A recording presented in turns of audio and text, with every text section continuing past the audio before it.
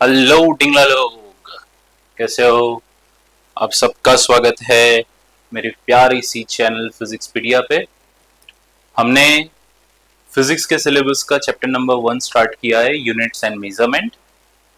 Last lecture की हम बात करें तो लास्ट लेक्चर के अंदर what is the meaning of physical quantity, types of physical quantities, उसमें fundamental quantities, derived quantities, supplementary quantities, scalars, vectors. तो based on that direction there are two types of physical quantities, scalars and vectors, and based on their dependency, three types of physical quantities: fundamental, derived and supplementary quantities.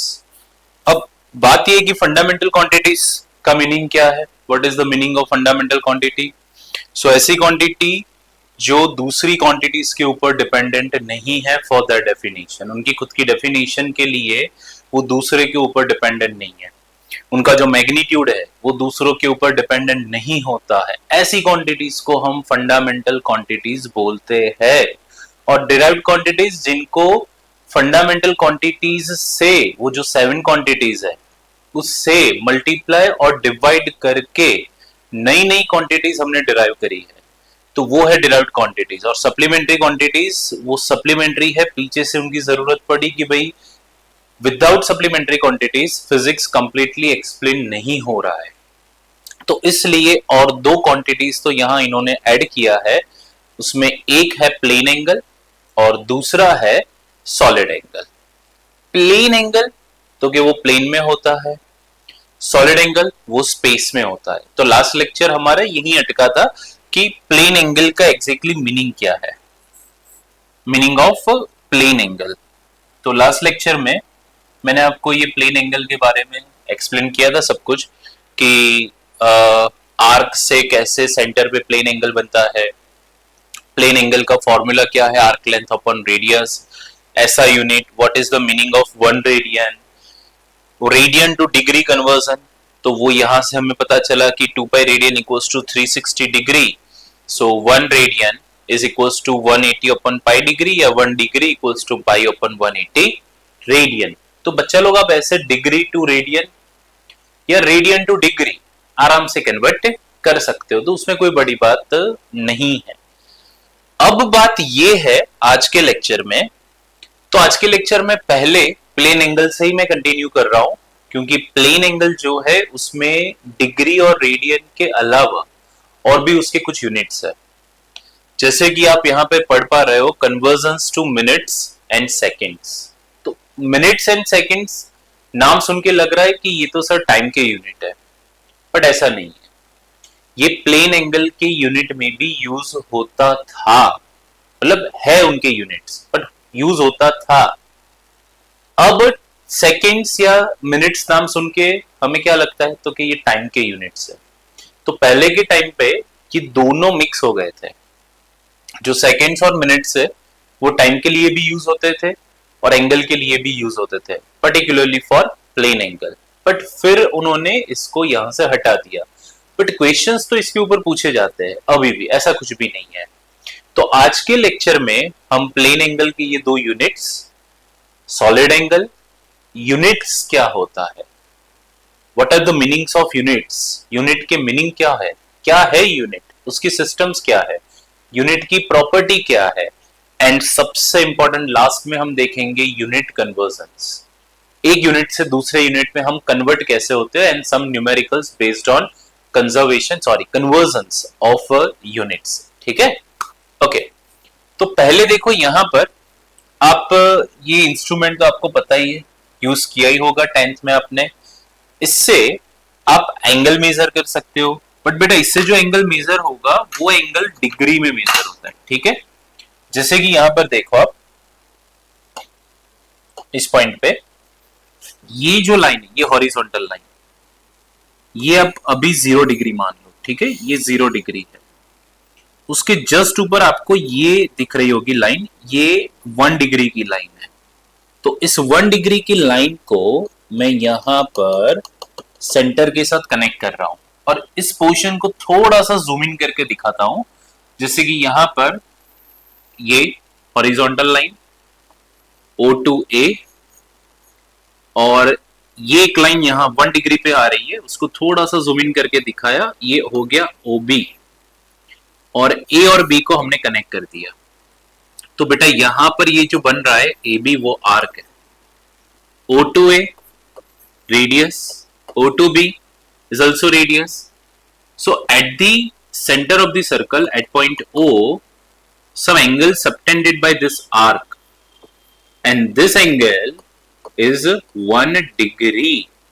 तो इस arc ने centre पे जो angle बनाया वो angle 1 degree है। अब exactly बात समझो आप, ये 0 डिग्री और बेटा ये 10 डिग्री, तो 0 डिग्री और 10 डिग्री के बीच में हमने इसको कितने पार्ट्स में तोड़ा है? 0 से 10, ये जो डिग्री है 10 डिग्री, उसको हमने, आप देखो ध्यान से, 10 और ये 0, इसको 10 इक्वल पार्ट्स में तोड़ा है। 10 इक्वल पार्ट्स में मतलब यहां से लेकर यहां तक हमने 10 इक्वल पार्ट्स किए। तो ये 10 डिग्री है पूरा और उसके 10 इक्वल पार्ट्स किए, तो एक जो सिंगल पार्ट होगा उसकी वैल्यू क्या होगी? तो कि सर 1 डिग्री। फिर से मैं बताता हूं, मेरे पास ये पूरा जो पोर्शन है वो 10 डिग्री का है, ठीक है, और इस 10 डिग्री के पोर्शन को मैंने 10 टुकड़ों में तोड़ा, 10 पार्ट्स में। तो मुझे जो एक पार्ट मिलेगा वो एक पार्ट कितने का होगा? 1 डिग्री का। बस यही लॉजिक यहां पर ही अप्लाई करना है हमने। अप्लाई क्या करना है कि ये जो आर्क बना, इस आर्क ने सेंटर पे 1 डिग्री एंगल बनाया। अब आप इस आर्क के इक्वल 60 पार्ट्स कर दो, 60 टुकड़े of this arc, 60 parts of this arc, और आप इसके 60 टुकड़े करोगे तो ये जो 1 डिग्री है उसके भी 60 टुकड़े होंगे, उसके भी 60 टुकड़े होंगे। तो बेटा जो एक पार्ट होगा वो कितना होगा? तो कि 1 डिग्री बाय 60, तो 1 डिग्री के अंदर 60 पार्ट्स हुए, तो उसमें जो एक सिंगल पार्ट, इसको इन्होंने 1 मिनट बोला है, 1 मिनट। अब 1 डिग्री में, ये 1 डिग्री है मान लो, तो इसमें हमने 60 पार्ट्स किए, 60 पार्ट्स, और 60 पार्ट्स में मैंने एक पार्ट को बोला 1 मिनट, 1 मिनट, ये एक पार्ट 1 मिनट। तो वैसे 60 मिनट्स कंबाइन होके कितना एंगल बनेगा? तो कि सर 1 डिग्री बनेगा। तो यहां से रिलेशन क्या बन गया कि 1 degree is equals to 60 minutes. तो बेटा यहां 60 के ऊपर जो मैंने लिखा है dash, that is the symbol of minute, ये मिनट का सिंबल है, ठीक है। मिनट को MIN नहीं लिखेंगे एंगल के केस में, टाइम के केस में MIN लिखेंगे, बट एंगल के केस में इसको हम सिंगल डैश लिखेंगे। तो याद रख लो 1 degree is equals to 60 minutes. Okay, तो अब 1 डिग्री के 60 पार्ट्स हो गए और उसमें जो एक पार्ट है वो 1 मिनट है, एक पार्ट 1 मिनट। अब इन्होंने आगे क्या किया कि यहां पर ये जो एंगल बन रहा है, मान लो ये एंगल 1 मिनट है पूरा, 1 मिनट, उन्होंने इस 1 मिनट एंगल के भी 60 इक्वल पार्ट्स किए, 1 मिनट के भी 60 इक्वल पार्ट्स किए, और उसमें जो एक पार्ट है उसको उन्होंने 1 सेकेंड बोला।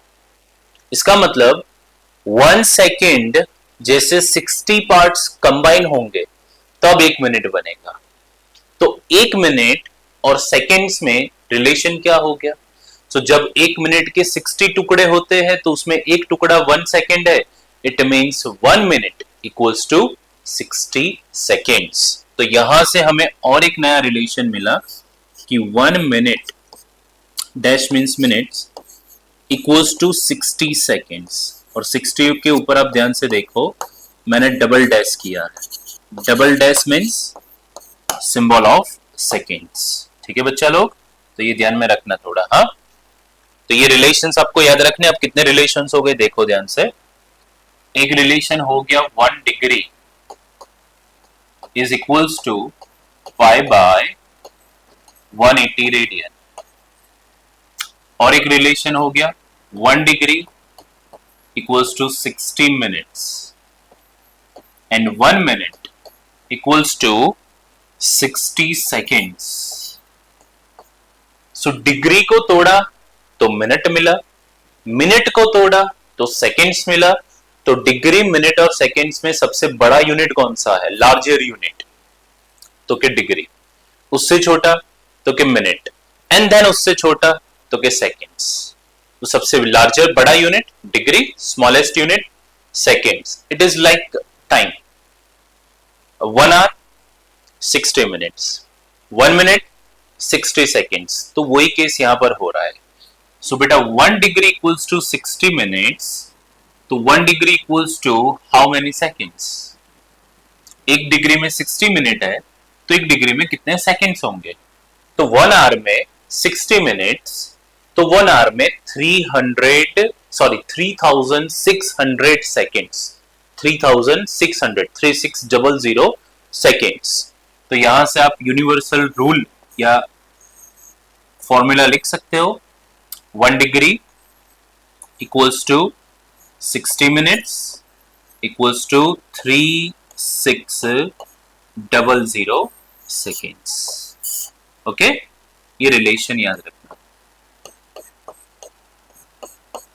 तो एंगल के, प्लेन एंगल के कितने यूनिट्स हो गए, तो कि सर 1 डिग्री, 1 रेडियन, 1 मिनट और 1 सेकेंड। ऐसे ये 4 यूनिट्स हो गए। इनके बीच में कहीं पर भी कोई क्वेश्चन आएगा बेटा देख लेना।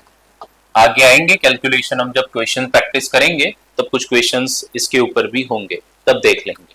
ओके, ठीक है, चलिए आगे बढ़ते हैं। अब सॉलिड एंगल, सॉलिड एंगल का एग्जैक्टली क्या मीनिंग है। तो पहली बात, सॉलिड एंगल का काम पूरे 11th में कहीं पर भी नहीं आएगा। इसकी जो जरूरियात है, रिक्वायरमेंट है, वो 12th के अंदर। तो will study in standard 12 again. हम 12th में फिर से एक बार पढ़ेंगे, will study in standard 12th again. और जरूरियत उसकी ज्यादातर इलेक्ट्रोस्टैटिक्स में होती है, इलेक्ट्रोस्टैटिक्स। ठीक है, अब इलेक्ट्रोस्टैटिक्स क्या है आगे जाके आपको पता चलेगा। तो ये सब कुछ अभी छोड़ो, अब मैं सॉलिड एंगल का मीनिंग समझा दूं। जैसे प्लेन एंगल 2D में बनता है, 2D मतलब इस ब्लैक बोर्ड के अंदर बनता है plane angle. Wall, floor, ceiling, black board या व्हाइट बोर्ड, ये सब कुछ प्लेन्स है। पेज ऑफ योर नोटबुक, आपकी नोटबुक या टेक्स्ट बुक का जो एक सिंगल पेज है वो प्लेन है, वो स्पेस में या 3D ऑब्जेक्ट में नहीं आता। ये सब कुछ 2D ऑब्जेक्ट्स है। तो जो प्लेन एंगल बनता है वो आर्क से बनता है। आर्क मतलब एक पतला सा धागा, एक पतली सी स्ट्रिंग, उससे सेंटर पे कुछ एंगल बनता है, इसको हम प्लेन एंगल बोलते हैं। बट सॉलिड एंगल बनने के लिए जो बॉडी की रिक्वायरमेंट होती है वो बॉडी बेटा 3D एंगल कहलाता है। मतलब ये जो सॉलिड एंगल है, ये सॉलिड एंगल स्पेस में होता है, स्पेस में बनता है, ये 2D में नहीं बनता है। जैसे कि इस डायग्राम को समझो, ये डायग्राम में एक स्फीयर आपको गिवन है, स्फीयर। ठीक है, स्फीयर कैसी बॉडी है, तो कि सर स्फीयर जो है वो 3D बॉडी है। सर्कल कैसी बॉडी है, तो कि सर्कल 2D ऑब्जेक्ट है। तो याद रखना, सर्कल से प्लेन एंगल बन सकता है, एक आर्क से प्लेन एंगल बन सकता है। बट आपको सॉलिड एंगल बनाना है तो उसके लिए आपको स्फीयर जैसी बॉडी, या यहां पे देखो इस स्फीयर को इस फॉर्म में कट किया है, तो ऐसे फॉर्म में कट करके आपको यहां पर एक कोन जैसा दिख रहा होगा, उस कोन को यहां से मैं निकाल रहा हूं। तो ये जो कोन है वो 3D बॉडी है, और ये कोन स्फीयर के सेंटर पे कुछ एंगल बना रहा है, और वो जो एंगल है उस एंगल को हम सॉलिड एंगल बोलेंगे। जैसे कि फिर से मैं एक बार बता दूं कि मेरे पास एक पतली सी स्ट्रिंग है, ये पतली सी स्ट्रिंग है। मान लो इस स्ट्रिंग को ऐसे मैंने मोड़ दिया, टिल्ट कर दिया थोड़ा सा, तो सेंटर पे कुछ एंगल बनेगा, वो प्लेन एंगल होगा, वो प्लेन में होगा।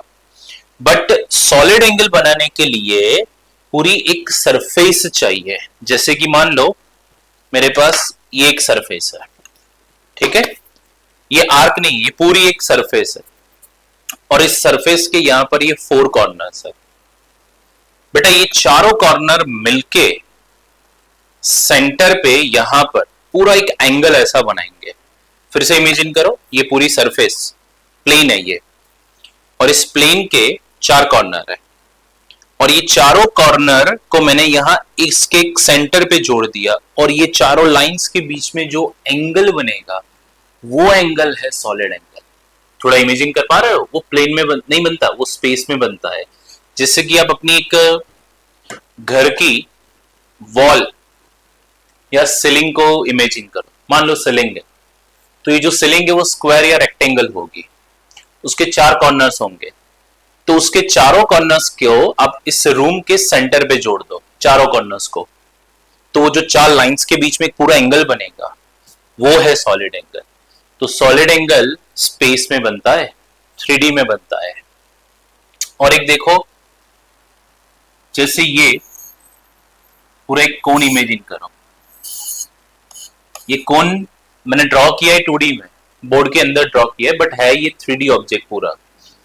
तो कोन की ये एक फ्लैट सरफेस ऊपर वाली, और उस फ्लैट सरफेस को मैंने यहां एक पॉइंट से कनेक्ट कर दिया, तो इस एक पॉइंट पे जो एंगल बनता है वो पूरा एंगल सॉलिड एंगल होता है। तो सॉलिड एंगल अब से याद रखो, स्पेस में बनता है, 3D में बनता है, और सॉलिड जैसे प्लेन एंगल का सिंबल थीटा है, सॉलिड एंगल का सिंबल है omega. Omega is a Greek letter, ठीक है। ओम के लिए भी ये यूज होता है, ओम यूनिट है रेजिस्टेंस का। सॉलिड एंगल के लिए भी ये ओमेगा जो है वो यूज होता है, आपको ये याद रखना है, ठीक है। अब प्लेन एंगल की क्या फॉर्मूला थी? Arc length upon radius. वैसे बेटा सॉलिड एंगल का फॉर्मूला याद रखना, जैसे यहां पर ये कोन की ये जो फ्लैट सरफेस है, उस फ्लैट सरफेस का एरिया आप कैपिटल ए मान लो, और इस फ्लैट सरफेस से ओ तक की ये जो रेडियस है उसको कैपिटल आर मान लो। तो formula of solid angle is equals to surface area divided by square of the radius. ये है उसका फॉर्मूला। कुछ फॉर्मूले बेटा उसके डेरिवेशन नहीं होते, वो ऑब्जर्वेशन से बनते हैं। जैसे ओम्स लॉ है ना, V equals to I R, वो फॉर्मूला डिराइव नहीं हुआ है, वो फॉर्मूला एक ऑब्जर्वेशन से बना है। ओम्स लॉ का जो एक्सपेरिमेंट है उससे वो फॉर्मूला बना है, V equals to I R या R equals to V by I। हाँ, तो वैसे ये सॉलिड एंगल मैथमेटिकल फॉर्म में omega equals to A by R square, ये सॉलिड एंगल का फॉर्मूला हो गया। तो सॉलिड एंगल 3D एंगल है, स्पेस में बनता है, पूरी एक सरफेस का एरिया होता है उससे बनता है। तो solid angle equals to surface area upon square of the radius, ठीक है। इसका ऐसा यूनिट याद रखना, जैसे प्लेन एंगल का ऐसा यूनिट रेडियन है, तो ऐसा unit of solid angle is steradian. Steradian नहीं बेटा, स्टीरेडियन। जैसे वो रेडियन है वैसे ये स्टीरेडियन है, और उसका सिंबल आर ए डी, इसका सिंबल एस आर। बस ये हो गया फॉर्मूला। सॉलिड एंगल, उसकी डेफिनेशन, फॉर्मूला और उसका एसआई यूनिट। ज्यादा मैं डिटेल में अभी नहीं जाऊंगा, 12th में आएगा काम में। ये एक दो कैलकुलेशन कर लेते। First, calculate solid angle of hemisphere and complete sphere. ये कंप्लीट स्फीयर है। स्फीयर को मैं व्हाइट बोर्ड के अंदर ड्रॉ करूंगा या ब्लैक बोर्ड के अंदर, तो वो एक सर्कल जैसा दिखेगा, बट है तो वो एक स्फीयर ही, ठीक है, 3D है। तो सबसे पहले बेटा ये जो पूरा स्फीयर है, ये स्फीयर ने सेंटर पे कितना एंगल बनाया ये हमें कैलकुलेट करना है। यहां पर सेंटर पे कितना एंगल बनाया, तो पहली बात ये जो स्फीयर है उसका सरफेस एरिया कितना होगा। सरफेस एरिया, तो surface area of complete sphere is 4 pi r square. So solid angle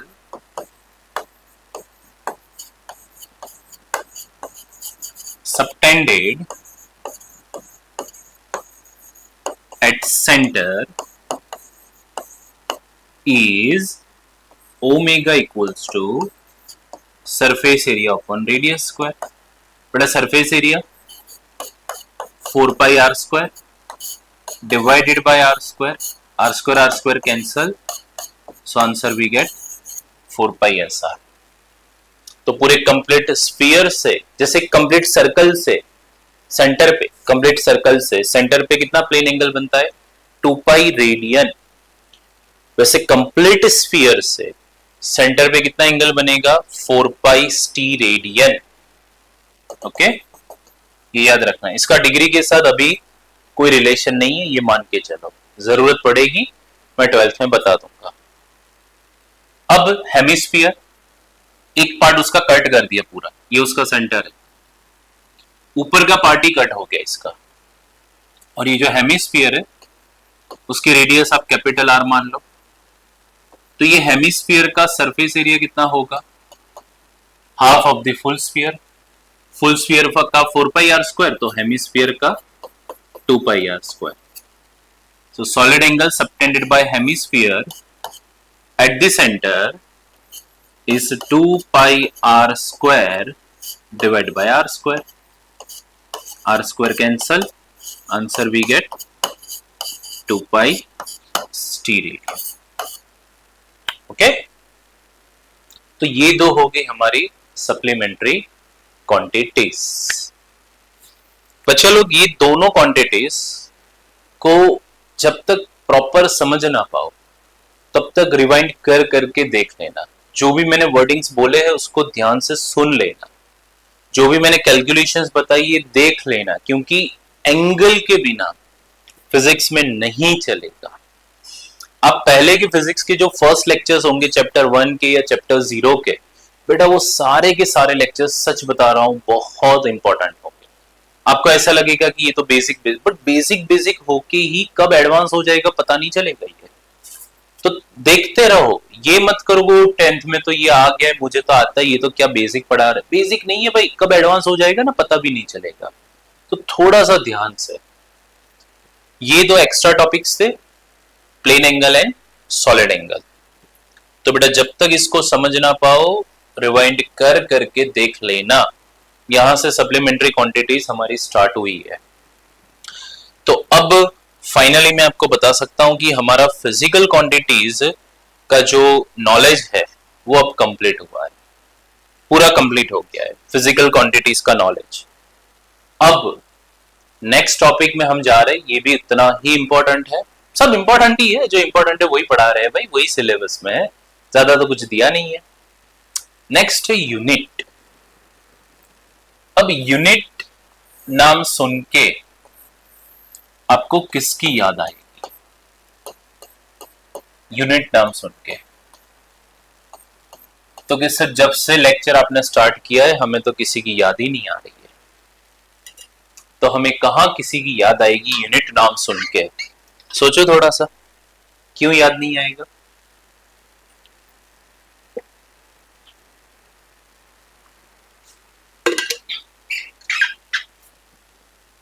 her physical quantity का अपना एक यूनिट होता है. विदाउट यूनिट वो फिजिकल क्वांटिटी को तुम प्रॉपरली या कंप्लीटली डिफाइन नहीं कर सकते. तो यहां पर पहले जो टेक्स्ट बुक की डेफिनेशन है वो पढ़ लेते हैं, वही आपको एग्जाम में पूछे, स्कूल एग्जाम में, तो यही लिखनी है आपको. ठीक है, तो उसमें डेफिनेशन में देख लो, measurement of any physical quantity, measurement of any physical quantity involves comparison with certain basic arbitrary chosen internationally accepted and reference standard called unit. मतलब यूनिट कैसा होना चाहिए वो भी इस डेफिनेशन के अंदर गिवन है. तो फिजिकल क्वांटिटी को कंपेयर करने के लिए आपको एक स्टैंडर्ड रेफरेंस वैल्यू की जरूरत पड़ेगी. आर्बिट्ररी चूजन मतलब वो बदलना नहीं चाहिए, हमने सिलेक्ट कर लिया है अपने दिमाग से तो वो बदलना नहीं चाहिए। इंटरनेशनली एक्सेप्टेड मतलब वर्ल्ड में जितने भी कंट्रीज है उन्होंने इसको एक्सेप्ट किया हुआ होना चाहिए, और बेसिक मतलब फंडामेंटल, उसके बिना नहीं चलेगा।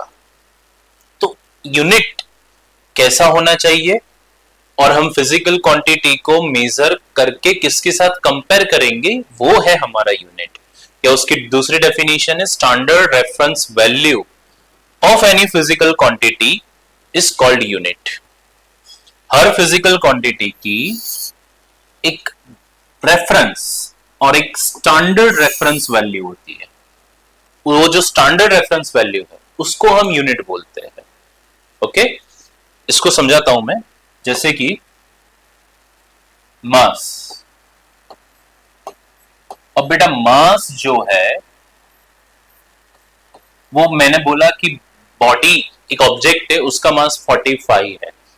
तो क्या 45 लिखने से आप समझ जाओगे कि एग्जैक्टली सर कितना मास कह रहा है?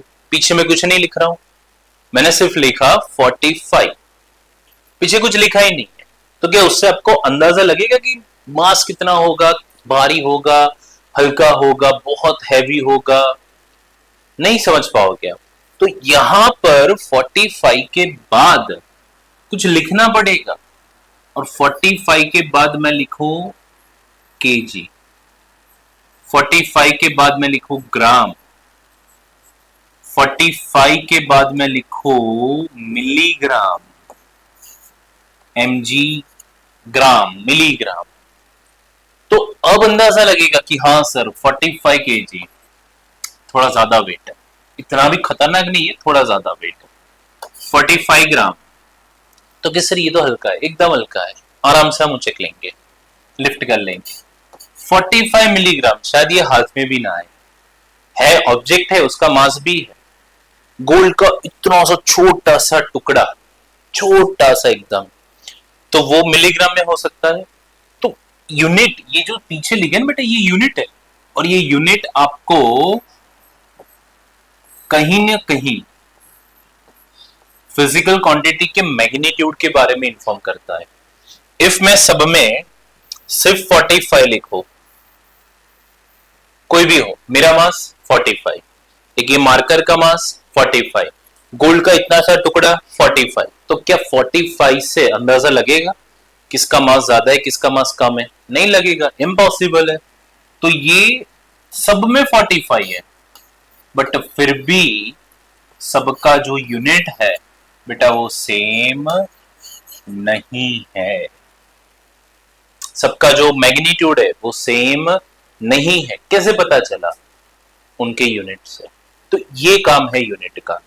अब कल उठ के कोई भी आए और बोले कि तुम्हारा मास 45 केजी नहीं है, तुम्हारा मास 45 मीटर है, कोई कल उठ के बोले नहीं तुम्हारा मास 45 सेकंड है, कोई बोले नहीं तुम्हारा मास 45 न्यूटन है, तो क्या ये चलेगा? नहीं चलेगा भाई। एक standard reference value, standard reference value मतलब मैंने बोला कि 1 केजी, ये मास की standard reference value, standard reference value मतलब 1 केजी मास इतना होगा तो फिर वो उतना ही रहेगा, टाइम के साथ उसका मीनिंग चेंज नहीं होगा। इसलिए क्या बोला डेफिनेशन में? Standard reference value of any physical quantity called unit. What are the needs of unit? First, to differentiate between different physical quantities, ये अभी हुआ 45 केजी 45 मीटर, दोनों में 45, बट यूनिट से पता चल रहा है कि ये दोनों अलग फिजिकल क्वांटिटीज है, तो ये इसकी पहली नीड है। Second, relative understanding of magnitude, मतलब एक ही फिजिकल क्वांटिटी का जो रिलेटिव मैग्नीट्यूड का अंडरस्टैंडिंग है वो पता चलती है। जैसे कि मास देखो ना, ये 3 रीडिंग्स, तीनों में 45 है, बट यूनिट से पता चल रहा है किसका मैग्नीट्यूड ज्यादा होगा। ट्राई करो बताने की, ये 3 में किस बॉडी का मास का मैग्नीट्यूड सबसे ज्यादा है, सबसे ज्यादा मैग्नीट्यूड है। अब आप सोचोगे कि सर सब में 45 है, कहां ज्यादा कम है? ज्यादा कम है, कैसे पता चला? यूनिट से। तो आई होप मैं क्या बोल रहा हूं आप समझ पा रहे होंगे। तो मैंने एक डेफिनेशन, दूसरी उसकी डेफिनेशन और यूनिट की नीड्स क्या होती है वो मैंने आपको समझाया। Okay, next properties of units. तो एग्जाम में 2 मार्कर में पूछे, बस यही रट के जाना, ऐसे ही लिख लेना, इसमें कोई अंडरस्टैंडिंग की ज्यादा जरूरत है ही नहीं हमें।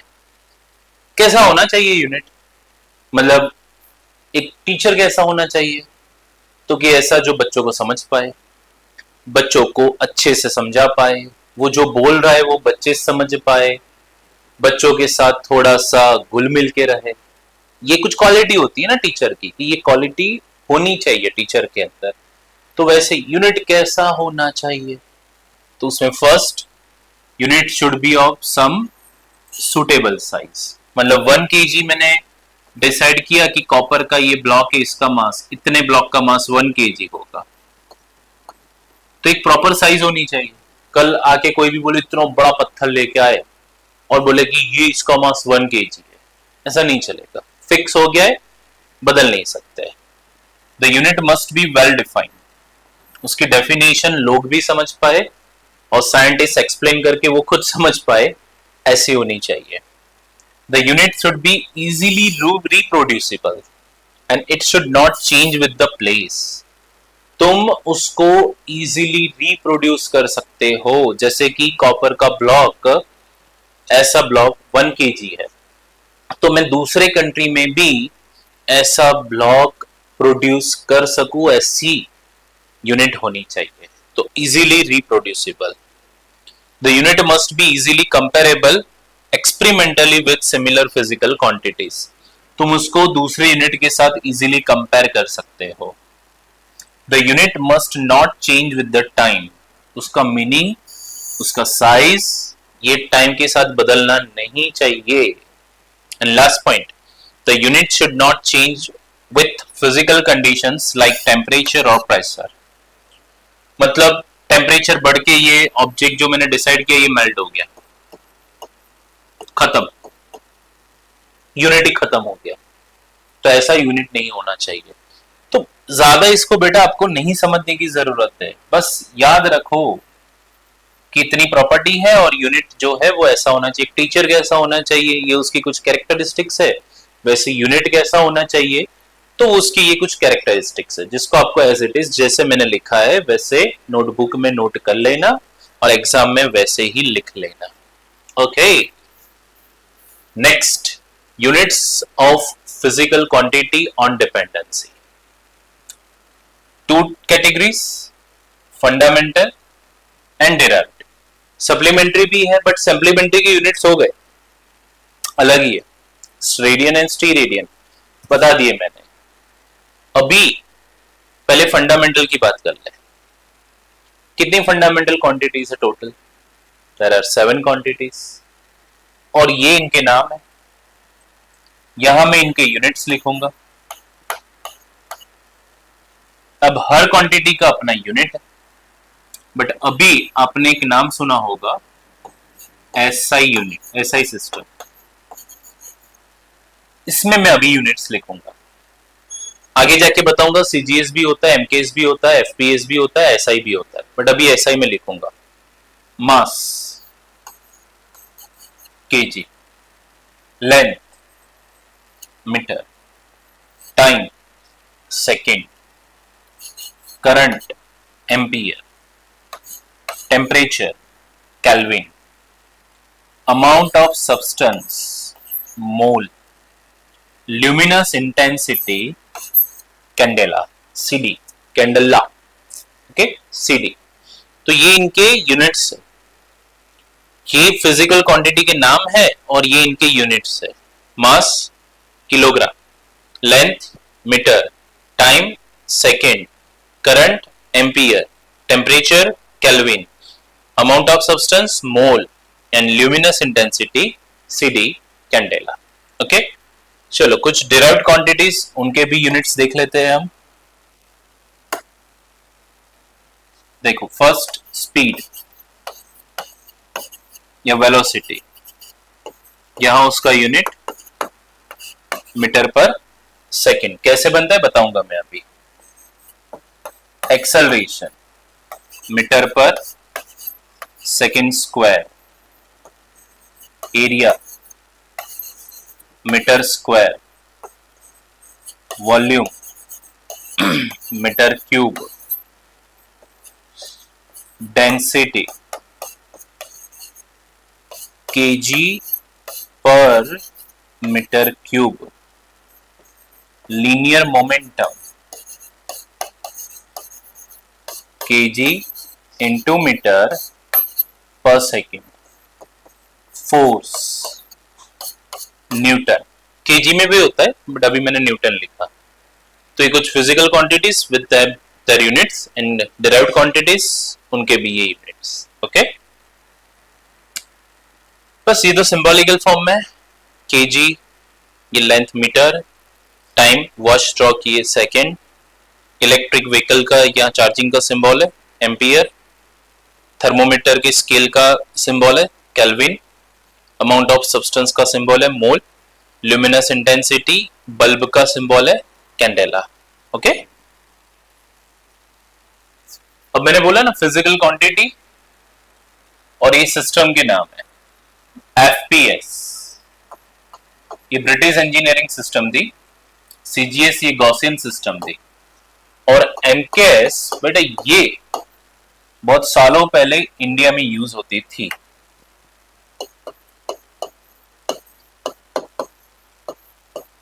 इंडिया में पहले से यही एमकेएस ही चल रही है सालों से। तो एफपीएस इसका फुल फॉर्म ही है foot pound second, foot pound second. So mass is measured in pound in FPS system. Length को फुट में मेजर करते हैं और टाइम को सेकेंड में। सीजीएस का फुल फॉर्म है सेंटीमीटर ग्राम सेकेंड। तो मास को सीजीएस यूनिट में ग्राम में मेजर करते हैं, लेंथ को सेंटीमीटर में और टाइम को सेकेंड में। एमके सिस्टम जो है उसमें मास किलोग्राम में, लेंथ मीटर में, और जो टाइम है वो सेकेंड में मेजर करते हैं। Got it? तो ये कंट्री वाइज अपनी अपनी उनकी सिस्टम थी और सालों से ये लोग अपने हिसाब से चल रहे थे। दिक्कत क्या आती थी कि भाई कुछ चीज को लंदन में मेजर किया है, कुछ ऑब्जेक्ट के मास को पाउंड में, दूसरी कंट्री में ग्राम में मेजर किया है, और तीसरी कंट्री में एमकेएस मतलब किलोग्राम में मेजर किया है। तो जब जैसे जैसे टाइम आगे बढ़ा, इन कंट्री के लोग या साइंटिस्ट लोग मिल रहे थे तो उनको डिस्कशन में प्रॉब्लम आ रही थी। एक ही क्वांटिटी की इनके रीडिंग्स अलग अलग आ रहे थे। जैसे कि इस मार्कर का मास मेजर किया तो मान लो इंडिया वाले साइंटिस्ट ने इसको 0.4 किलोग्राम मेजर किया, 0.4 किलोग्राम। सीजीएस में इसको मेजर किया किसी दूसरे साइंटिस्ट ने 400 ग्राम। तो इंडिया वाला तो बोलेगा, इंडिया वाले को ग्राम पता ही नहीं था, तो इंडिया वाला क्या बोलता है कि इसका मास है 0.4। दूसरी कंट्री वाला बोल रहा है नहीं, इसका मास है 400 ग्राम। और कोई तीसरा साइंटिस्ट आके बोल रहा है कि नहीं, इसका मास है 0 समथिंग पाउंड। तो एक ही चीज का मास सब अलग अलग बोल रहे थे और हर किसी साइंटिस्ट को दूसरे का पता नहीं था यूनिट। तो ये सब ऐसे कंफ्यूज हो गए कि वो इसका मास सब लोग अलग क्यों बोल रहे हैं। तो ये कंफ्यूजन दूर करने के लिए 1971 में वर्ल्ड के कुछ कंट्रीज के साइंटिस्ट मिले और उन्होंने इसको, इस सिस्टम को डिफाइन किया international systems of units. International वैसे सिस्टम ऑफ यूनिट्स, और बेटा इस सिस्टम का नाम दिया एसआई सिस्टम। और एसआई सिस्टम का मैं नाम बोलूं तो system international. Okay, international bureau of units and measurement वाली जो ब्रांच थी, इंस्टीट्यूट थी, उन्होंने ये सिस्टम डिफाइन की थी। और उन्होंने कुछ नहीं किया, ये जो एमकेएस थी इसमें और 4 क्वांटिटी ऐड करके फंडामेंटल बना दी और प्लस 2 सप्लीमेंट्री ऐड करी और पूरी एक एसआई सिस्टम बन गई। तो fundamental 7 plus supplementary 2, total 9 quantities are in SI system. और ये सारी की सारी बेटा मैंने लिस्ट 7 की 7 उनका लिस्ट लिख दिया, ये तो याद ही रखना है। और सप्लीमेंट्री में कौन कौन है? Plane angle and solid angle, plane angle radian, solid angle steradian. Got it? ध्यान रखना। ओके, अब next topic, conversions of units. सही में बेटा धारदार, खतरनाक, आग लगा दे ऐसा टॉपिक है, और इसकी कैलकुलेशन करे, कुछ न्यूमेरिकल्स करे तो और मजा आए। तो हम इसके अंदर जेईई मेंस और नीट लेवल के क्वेश्चन सॉल्व करेंगे, बेसिक से उठा के हाई लेवल तक मैं आपको ले जाऊंगा। अराउंड 10 to 15 न्यूमेरिकल्स मैंने सिलेक्टेड रखे, इसके अंदर वो क्वेश्चंस हम सॉल्व करेंगे और उसको समझ के आपको आराम से कन्वर्जन्स ऑफ यूनिट्स दिमाग में बैठ जाएगा कि एग्जैक्टली हो क्या रहा है। अब बात पहले ये है कि किसी भी फिजिकल क्वांटिटी को बेटा लिखने का तरीका कैसा है, उसको एक प्रॉपर वे में आप लिख सकते हो, जैसे मन चाहे वैसे नहीं लिख सकते। जैसे मैं लिखूं मास ऑफ माय बॉडी, तो मेरी बॉडी का मास है 80 kg, तो आप ऐसे लिखते हो, यही एक प्रॉपर सेंस है। कभी आप इसको चेंज नहीं करोगे, बचपन से आपको ये आदत हो चुकी है। तो इसमें इक्वल्स टू के लेफ्ट साइड जो है वो क्या होता है? Physical quantity. राइट साइड जो है उसमें पहले हम उस फिजिकल क्वांटिटी का मैग्नीट्यूड या उसकी न्यूमेरिकल वैल्यू लिखते हैं, और फिर उस न्यूमेरिकल वैल्यू के साथ किसको जोड़ देते हैं? यूनिट को। ये तो बेसिक एक तरीका है, ये तो करना ही पड़ेगा, इतना तो लिखना ही पड़ेगा, नहीं चलेगा अदरवाइज। तो इनको इस जनरल वे में ऐसे बना दिया, Q is equals to N into U।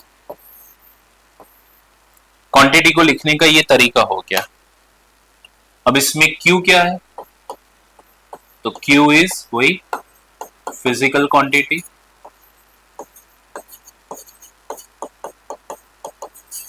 बेटा N क्या है? N इज न्यूमेरिकल वैल्यू, या इसको आप बोल सकते हो it is magnitude of physical quantity. और बेटा U क्या है? U है उसका यूनिट, ठीक है। तो ये एक तरीका हो गया किसी भी फिजिकल क्वांटिटी को लिखने का। दूसरी बात, ये जो मास है 80, वो कौन सी यूनिट में है? तो क्या सर किलोग्राम में, सो 80 किलोग्राम। अब कोई दूसरा स्टूडेंट इसको ग्राम में बोलना चाहता है, तो वो क्या बोलेगा? 80 केजी को उसको ग्राम में बोलना है, तो थोड़ा सोचो वो कितना मास बोलेगा? 80 ग्राम बोलेगा, 800, 8000 या 80,000? तो उसका आंसर होगा 80,000 ग्राम। 80 को 1000 से मल्टीप्लाई कर दिया, इससे यूनिट कन्वर्जन का काम आगे बढ़ेगा।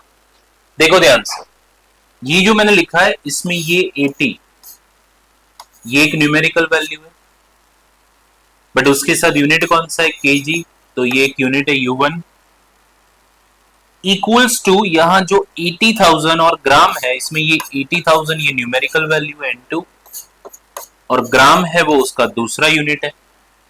तो एक ही फिजिकल क्वांटिटी के मैग्नीट्यूड को रिलेट करने के लिए अलग अलग यूनिट्स में ये तरीका है। N1 U1 equals to N2 U2, याद रखना ही है। N1 U1 is equals to N2 U2। where N1 is numerical value of physical quantity in first unit, U1 is first unit, N2 is numerical value of physical quantity in second unit, U2 is second unit.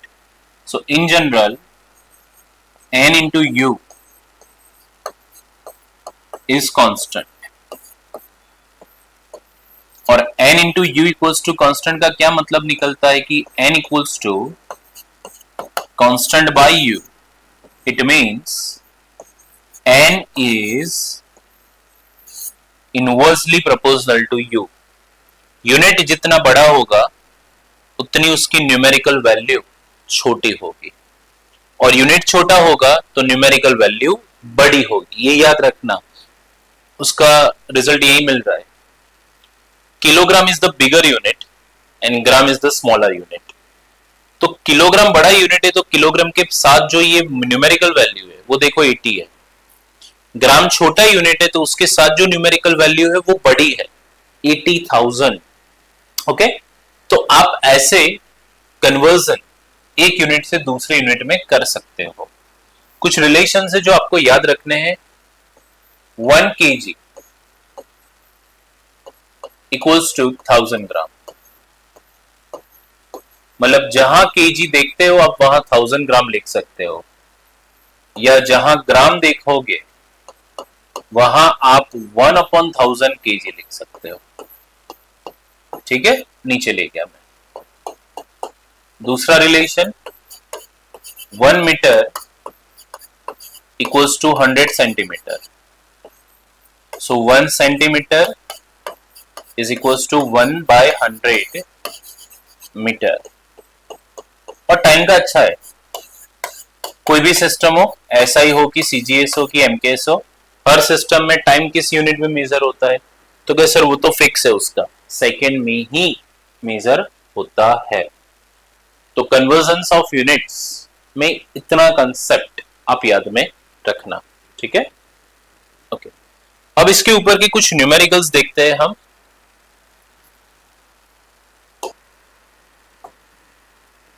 Okay चलो तो आगे देखते हैं हम. यहाँ पर कुछ numericals है जो हमें अभी सॉल्व करने हैं यूनिट कन्वर्जन के. तो उसमें first question, convert 36 kilometre per hour to metre per second. हमें ये 36 जो स्पीड है हमारी किलोमीटर पर आवर में, इसको मीटर पर सेकेंड में कन्वर्ट करनी है. तो पहले कन्वर्जन आपको पता होना चाहिए. जैसे कि कहना क्या चाहते हैं ये लोग, देखो ये ऐसा पूछना चाहते हैं कि 36 kilometre per hour equals to dash metre per second. It means आपको करना क्या है, तो क्या आपको पहले 36 लिखना है. अब जहां किलोमीटर है वहां आपको मीटर लिखना है और जहां आर है वहां पर आपको सेकेंड लिखना है. तो रिलेशन तो याद होना ही चाहिए कि 1 kilometre is equals to 1000 metre. तो जहां किलोमीटर है वहां आप 1000 मीटर लिख सकते हो. And 1 hour equals to 3600 seconds. Okay, तो करो ना बेटा यहां पे. चलो, ये 36 किलोमीटर है तो किलोमीटर की जगह आप 1000 मीटर लिख सकते हो और नीचे 1 आवर की जगह 3600 सेकेंड्स लिख सकते हो. तो ये 2 zeros कैंसल, ऊपर ये 36 कैंसल, आपका आंसर आ गया 10 मीटर पर सेकेंड. तो जो स्पीड किलोमीटर पर आवर में आपकी 36 है वो ही स्पीड मीटर पर सेकेंड में बोले तो कितनी हो जाएगी, तो कि वो 10 हो जाएगी. तो कुछ क्वेश्चंस लिख रहा हूं वो आप अपने आप ट्राई कर लेना. 72 kilometre per hour equals to dash metre per second. 180 kilometre per hour equals to dash metre per second. 40 metre per second equals to dash kilometre per hour. And 60 metre per second equals to dash kilometre per hour. ये conversion आप लोग अपने आप से solve कर लेना। ये दोनों में याद रखना, इसमें मीटर से किलोमीटर में जाना है, तो जहां मीटर है वहां किलोमीटर लिखना है, तो वो भी आपको पता होना चाहिए कि मीटर की जगह किलोमीटर लिखने का तरीका ऐसा, 1/1000 किलोमीटर, ये 1000 नीचे जाएगा, और 1 सेकेंड इक्वल्स टू 1/3600 आर। तो यहां मीटर की जगह ये लिखना और नीचे सेकेंड की जगह ये लिखना, then you get the answer. Okay, चलिए next, convert 500 kg per meter cube of density to CGS system। CGS में C for centimetre, G for gram, S for second. Okay, तो करना क्या है आपको, 500 kg per meter cube equals to dash, CGS में kg को ग्राम लिखेंगे और मीटर को सेंटीमीटर, ऊपर क्यूब। तो रिलेशन क्या है, 1 kg इक्वल्स टू 1000 ग्राम। तो जहां kg दिख रहा है वहां 1000 ग्राम लिख दो, और 1 मीटर इक्वल्स टू 100 सेंटीमीटर। तो जहां मीटर है वहां 100 सेंटीमीटर लिख दो। चलो यहां से 500 लिखो एज इट इज, kg की जगह 1000 ग्राम, और नीचे मीटर की जगह 100 मतलब 10⁻² लिख सकता हूं, उसका क्यूब, तो यहां हो जाएगा सेंटीमीटर क्यूब। चलो इसको सॉल्व करते हैं। ऊपर 5 और ऊपर कितने जीरो से देखो, 1 2 3 4 5, तो ऊपर 10⁻5, नीचे 3 2 6, तो नीचे 10⁻6, 10⁻6 ऊपर जाएगा, so 5 into 10⁻5 minus 6, so 5 into 10⁻⁻1, so your answer is 0.5। ये आपका आंसर। ओके, अलजेब्रा में पहले ही लेक्चर में ये बेसिक रूल्स मैंने आपको करवाए थे। नेक्स्ट, बहुत ही इंपॉर्टेंट है, बहुत ही important, convert 1 newton of force to CGS system. Convert 1 newton of force to CGS system. तो पहले तो बच्चा आपको ये पता होना चाहिए कि न्यूटन किसका यूनिट है, तो ये सर फोर्स का यूनिट है। ओके, अब ये फोर्स का यूनिट SI में न्यूटन के अलावा क्या बनता है, बना देते हैं। चलो देखो, force equals to mass into acceleration, mass kilogram में, acceleration metre per second square में, और इसी को तो न्यूटन बोलते हैं। अब न्यूटन को CGS यूनिट में कन्वर्ट करना है, तो किलोग्राम की जगह ग्राम, मीटर की जगह सेंटीमीटर, सेकेंड की जगह सेकेंड। बट जैसे SI में इसको न्यूटन बोलते हैं, वैसे CGS में लिख तो पाओगे ग्राम, सेंटीमीटर, सेकेंड स्क्वायर, बट उसमें न्यूटन की जगह क्या बोलते हैं, तो बेटा न्यूटन की जगह वहां जैसे किलोग्राम को ग्राम, मीटर को सेंटीमीटर, वैसे न्यूटन को डाइन बोलते हैं। डायन नहीं बेटा, डायन नहीं है, डाइन है, DYNE। क्या है, DYNE। तो आपको ये लोग पूछ रहे हैं 1 newton is equals to dash dyne. कितने डायन है 1 न्यूटन बराबर, मतलब इन लोगों का पूछने का मतलब है कि 1 न्यूटन को लिखेंगे kg metre per second square is equals to dash, dyne की जगह इसका CGS लिखो, gram centimetre per second square. ठीक है, ये पूछना चाह रहे हैं, कर लेते हैं, 2 मिनट का भी खेल नहीं है। पहले 1 लिखो। केजी की जगह क्या लिखोगे? 1000 ग्राम। 1000 मतलब 10⁻³ मीटर की जगह क्या लिखोगे? 100 मतलब 10⁻² सेंटीमीटर। और नीचे सेकंड की जगह सेकंड ही रहेगा, तो 10⁻³ और 2 तो 3 + 2 10⁻5 ग्राम, यहां सेंटीमीटर, नीचे सेकंड स्क्वायर, और यही हो जाएगा आपका डायन। तो आज से याद रखना, जैसे 1 kg इक्वल्स टू 1000 ग्राम है, 1 मीटर इक्वल्स टू 100 सेंटीमीटर है, वैसे 1 newton is equals to 10⁻5 dyne. आगे बहुत काम आएगा कन्वर्जन में ये।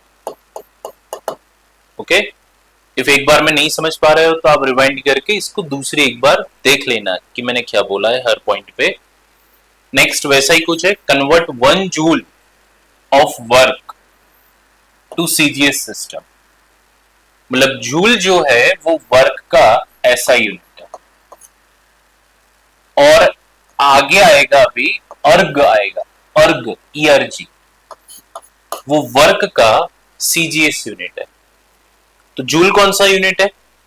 SI। अर्ग कैसा यूनिट है? CGS। बट पहले बच्चों को यही नहीं पता कि जूल को केजी में और मीटर में कैसे लिखते हैं। जैसे न्यूटन को केजी मीटर में ऐसे लिखते थे, वैसे जूल को कैसे लिखते हैं केजी और मीटर में, देख लेते हैं। वर्क का क्या फॉर्मूला है? Work equals to force into displacement. अब बेटा फोर्स का यूनिट आगे से निकालो, ये रहा फोर्स का unit, KG metre per second square. तो फोर्स का unit KG metre per second square into displacement, तो कि सर वो लेंथ ही है तो उसका यूनिट मीटर। तो क्या हो गया देखो, KG metre square per second square, और ये है आपका जूल। ओके, तो ये लोग क्या पूछना चाहते हैं आपसे, इनका क्वेश्चन है 1 joule equals to dash erg, means 1 kg metre square per second square is equals to dash. CGS में बोलो, केजी को ग्राम बोलेंगे, मीटर को सेंटीमीटर बोलेंगे, टाइम तो सेकंड में रहेगा। तो पहले 1 लिख दो। अब केजी को रिप्लेस करना है तो क्या सर 1000 ग्राम, मीटर की जगह 100 मतलब 10⁻² का स्क्वायर, तो ये मीटर स्क्वायर की जगह सेंटीमीटर स्क्वायर हो जाएगा, और नीचे तो सेकंड से सेकंड है तो 1 सेकंड का स्क्वायर। ठीक है, तो देख लो ये 2 2 जा 4, ये 2 पूरा 10⁻4 होगा, 4 + 3 7, तो ये हो जाएगा 10⁻7 ग्राम सेंटीमीटर स्क्वायर पर सेकंड स्क्वायर। तो ये और एक याद रखने वाला रिलेशन, 1 जूल इक्वल्स टू 10⁻7 अर्ग। प्लीज बेटा, प्लीज प्लीज कह रहा हूं, ये याद रखना। कौन से रिलेशन याद रखने, देखो फिर से एक बार लिख रहा हूं। 1 kg equals to 1000 gram, 1 metre equals to 100 centimeter, 1 second equals to 1 second, 1 Newton equals to 10⁵ Dian, and 1 Joule equals to 10⁷ अर्ग। इस साइड ये सारे SI यूनिट्स में है, और इस साइड ये सब CGS यूनिट्स में है। ओके, नहीं चलेगा इनके बिना के। ठीक है, और ये कुछ इजी वाले क्वेश्चंस हैं। How many grams of water are there in 7 kgs? 7 kg के अंदर कितना ग्राम वाटर होगा? शुरू होते ही खत्म है ये तो। 7 kg, तो 7 kg की जगह 1000 ग्राम। योर आंसर इज 7000 ग्राम। खत्म। नेक्स्ट। ओ, सही में ये क्वेश्चन ऐसा क्वेश्चन कभी एग्जाम में आने वाला नहीं है, बट यूनिट की अंडरस्टैंडिंग के लिए सच बता रहा हूं, ये बहुत ही इंपॉर्टेंट वाला क्वेश्चन है। रीड करो पहले इसको। 2 units of force was discovered by an Indian moms, chappal and झाड़ू। मतलब कोई नया यूनिट, न्यूटन डायन ऐसा नहीं, कोई नया यूनिट इंडियन मॉम्स में निकाला है फोर्स के लिए, चप्पल एंड झाड़ू। चप्पल और झाड़ू से फोर्स लगाएंगे ये लोग। वैल्यू ऑफ 3 झाड़ू इज इक्वल टू 10 चप्पल्स। ये जो गिवन है वो लिख देता हूं मैं। 3 झाड़ू इज इक्वल्स टू 10 चप्पल्स। ठीक है, आगे देखो। Bablu forgets his water bottle at school. अपनी पानी की बोतल स्कूल भूल गया है, पढ़ने वाली है, होता था हमारे साथ भी। Bablu's mother plan to hit him with 5.4 chappals. Bablu की मम्मी ने डिसाइड कर दिया है कि आज इसको 5.4 चप्पल पड़ेगी, मारूंगी मैं बरोबर का। But can not find them. चप्पल नहीं मिली उनको। नसीब अच्छा था बबलू का, बट बेटा मम्मी का नसीब और अच्छा था। हाउ मेनी झाड़ू विल शी यूज इंस्टेड। झाड़ू मिल गया, तो कि 5.4 चप्पल की जगह कितना झाड़ू वो मारेगी, बताओ। ये यूनिट कन्वर्जन के लिए सही में बेटा इंपॉर्टेंट है। ये एक रिलेशन हमें गिवन, ये वाला। अब 5.4 चप्पल मारने हैं, तो पहले एक काम करो, एक चप्पल की क्या वैल्यू है वो निकाल दो। एक चप्पल की वैल्यू या एक झाड़ू की वैल्यू निकाल दो। तो यहां से एक काम करो, दोनों साइड 10 से डिवाइड कर दो। तो 3/10 झाड़ू इज इक्वल्स टू 10/10 चप्पल्स। ठीक है, सो 3/10 झाड़ू मीन्स 0.3 झाड़ू, और 10/10 मतलब 1 चप्पल। सो रिलेशन क्या आया, 1 चप्पल इज इक्वल्स टू 0.3 झाड़ू। ये एक रिलेशन याद रखना, ये काम में आएगा। अब कितनी मानी थी, तो कि 5.4 चप्पल्स मानी थी, तो कि 5.4 चप्पल्स इज इक्वल्स टू कितने झाड़ू। बस ये हो गया। जैसे केजी को देख के क्या फटाक से लिखते हो, 1000 ग्राम। मीटर को देख के 100 सेंटीमीटर। न्यूटन को देख के 10⁵ डायन। जूल को देख के 10⁷ अर्ग। वैसे चप्पल को देख के 0.3 झाड़ू, तो यहां 0.3 कर दो, तो ये 5.4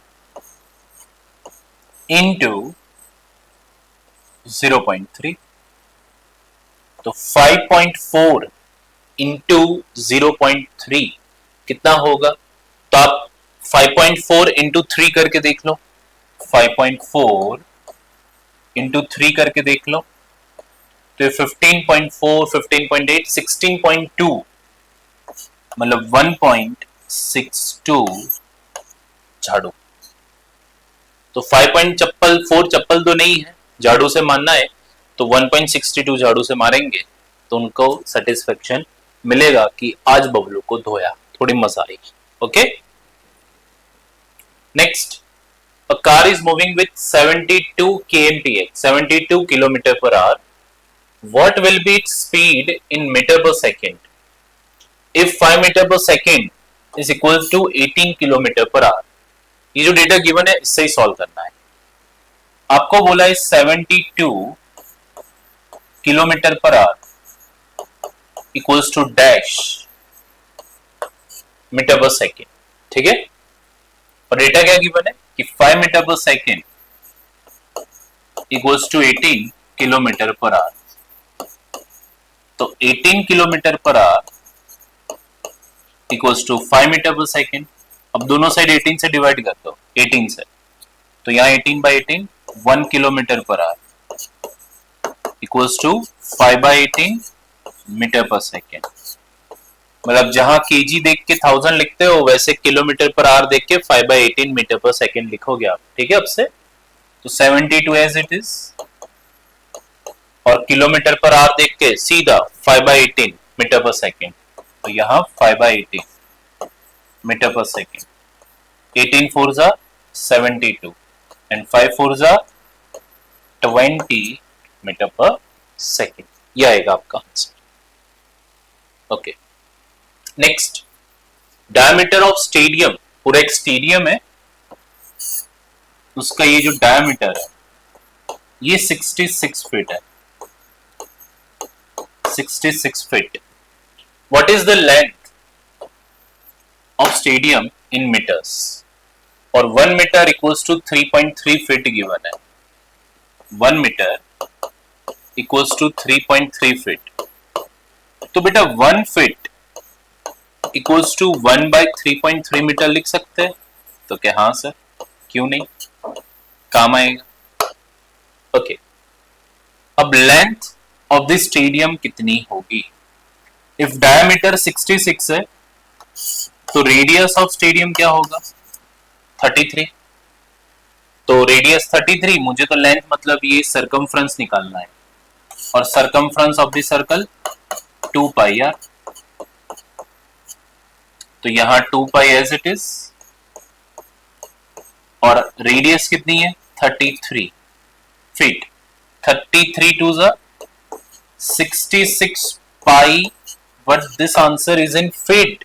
ये आंसर आपका फीट में या फुट में है, हमें मीटर में चाहिए।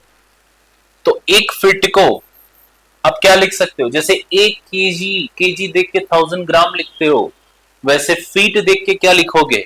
1 बाई 3.3 मीटर। तो यहां 66 पाई इंटू 1 बाई 3.3 मीटर। अब ये 66 बाई 33 मतलब ये 2 होगा, तो ये 20 हो जाएगा। तो आंसर इज 20 पाई मीटर। ये लेंथ है। रेडियस पूछते तो रेडियस 33 फीट है, 33 फीट। तो मीटर में 33 इंटू 1 बाई 3.3 मीटर, तो ये आंसर आता 10 मीटर। और डायमीटर कितना आता है इसका? Double, 20 metre. ओके, तो ये कुछ सॉल्यूशंस मैंने किए हैं, आप लोग बेटा ध्यान में रखना। तो ये 5 to 6 numericals totally based on unit conversion. एक यूनिट से दूसरे यूनिट में कैसे कन्वर्ट हो सकते हैं। इसमें बेटा और भी कुछ न्यूमेरिकल्स आई थिंक बाकी है यूनिट कन्वर्जन में। ओके, 3 न्यूमेरिकल्स है, और ये तीनों के तीनों बेटा PYQs है, जेईई मेंस के। बहुत सही में बहुत ही अच्छे लेवल के क्वेश्चंस है। तो ये हम नेक्स्ट लेक्चर में डिस्कस करेंगे। ये जो 3 क्वेश्चंस बाकी है वो, ये तीनों के तीनों यूनिट कन्वर्जन के ही क्वेश्चंस है। बट यूनिट कन्वर्जन में टफ लेवल के क्वेश्चंस कैसे बन सकते हैं वो मैं यहां से आपको बताऊंगा। बहुत अच्छे क्वेश्चंस है, ठीक है। तो बच्चा लोग, आज के लेक्चर में हमने क्या किया तो कि एक प्लेन एंगल के 2 यूनिट्स देखे, मिनट्स एंड सेकंड्स। फिर सॉलिड एंगल के बारे में समझा, फिर यूनिट की definition, needs of units, properties of units, types of units, fundamental के 7 यूनिट्स, डिराइव्ड के कुछ यूनिट्स, सप्लीमेंट्री के 2 units, and then unit conversion, conversions of units, और उसके कुछ न्यूमेरिकल्स। और 2-3 न्यूमेरिकल्स बाकी है, वो मैं नेक्स्ट लेक्चर में आपसे डिस्कस करूंगा। तब तक के लिए बाय। थैंक यू बच्चा।